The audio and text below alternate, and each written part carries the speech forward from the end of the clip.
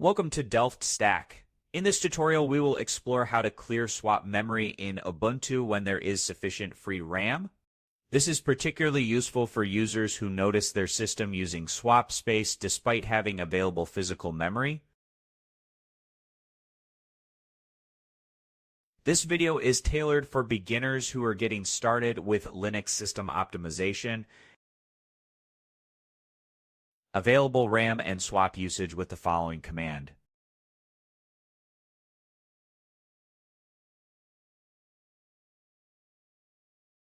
Although I currently have enough space in swap memory, let me show you how to clear it in case you don't. First, turn off swap with this command. This automatically creates it. This command disables all swap space and focuses the system to move swapped out page back into RAM as long as there is enough free memory available.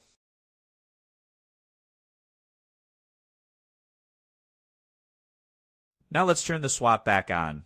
Thanks for watching this Delft Stack tutorial on managing swap memory in Ubuntu.